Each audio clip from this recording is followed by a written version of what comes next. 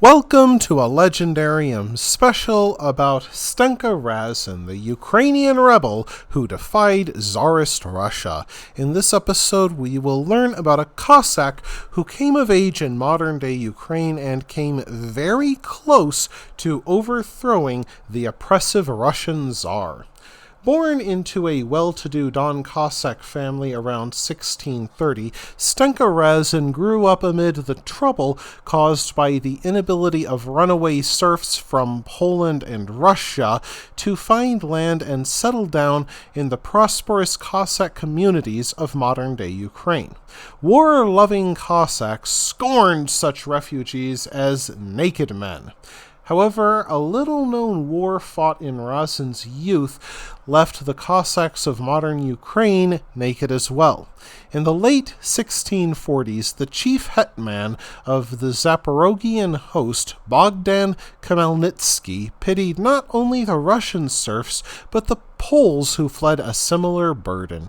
Even worse, he saw the staunchly Catholic Polish monarchy suppressing his beloved Orthodox Church.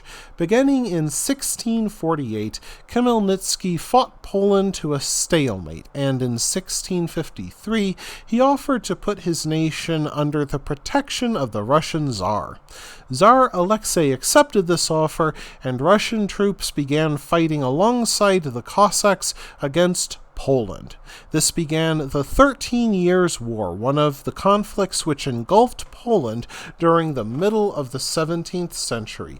By the summer of 1654, Tsar Alexei had sent 100,000 men into Poland, and without the help of their traditional allies, the Cossacks, Poland found itself hopelessly outnumbered. Tsar Alexei's soldiers, drilled hard by their Western commanders, won several victories, and finally took the city of Kiev. Young Razin likely fought in the 13 Years' War as a young man, though he remained unknown to history at this time.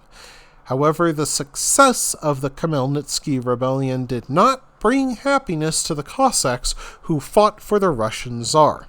After so many years of contact with the Catholic Poles, the ways of Orthodox Russia appeared strange indeed. They especially resented Tsarist power, which would not tolerate Cossack assemblies or the hetman they elected. To answer Cossack complaints about misgovernment, Tsarist officials roasted Cossacks alive in giant pans.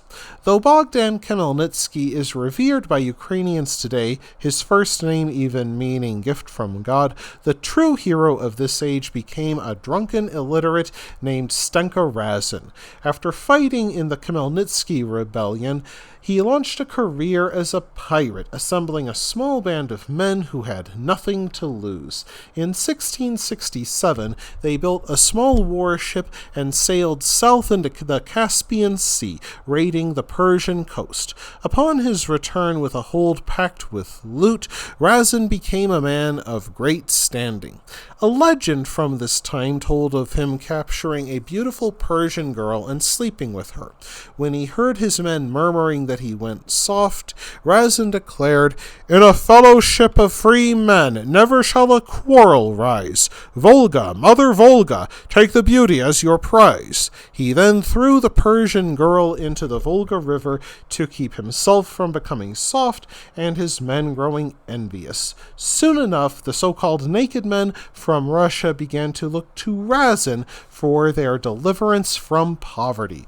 Growing bold and bloody-minded, Razin carried out daring raids against both Russian and Persian settlements. He seized a large Volga River flotilla that carried Tsar Alexei's personal property. In 1668, Razin captured the town of Yaik on the Ural River. He attacked by sea and destroyed Muslim settlements along the Caspian Sea coast and defeated a fleet sent against him by the unsurprisingly annoyed Shah of Persia in 1669. Now he marched his followers north to Moscow. Other Muslim tribes like the Bashkir, Mari, and Chuvash flocked to join him. Like the peasants, he condemned the boyars and officials as men who would tear the skin off a flea. Before him, he sent riders north, calling upon the serfs to overthrow the oppressive boyars and Tsarists. They eagerly answered the call. When Razin reached the city of Astrakhan, the workmen, street cleaners, boatmen, and house servants broke open the jails and burned the tax collectors' records. After killing off the watch, Astrakhan's horn-handed sons of toil turned the city over to Razin. From there, Tsarist fell in a similar fashion. Wherever Razin's men seized power, they broke open the beer shops and amid drunken revels hung officers and boyars in great numbers. Soon towns along the Volga River rose in the name of Stenka Razin. Strikingly unaffected by his sudden rise to power, Razin continued to live as the poorest Cossacks did, in a sod hut.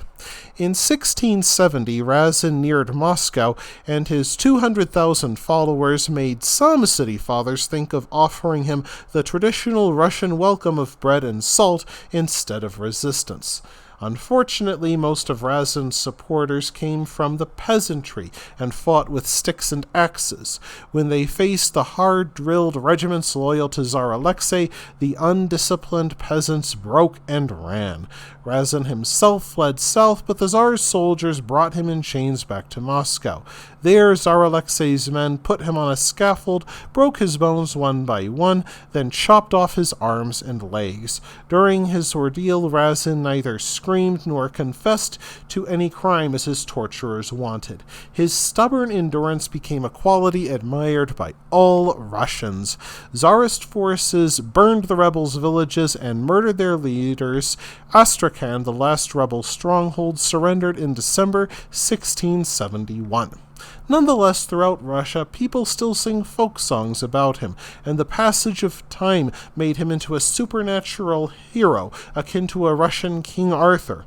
Tales tell of him charming poisonous snakes until they became harmless. When he needed warriors, he supposedly threw a chip from a lime tree into a Volga river, and a galley packed with armed men arose from its waters. Razin even supposedly buried treasures alongside the river, which hunters avidly sought, and the peasants believed he would return from the grave to deliver them during their time of need.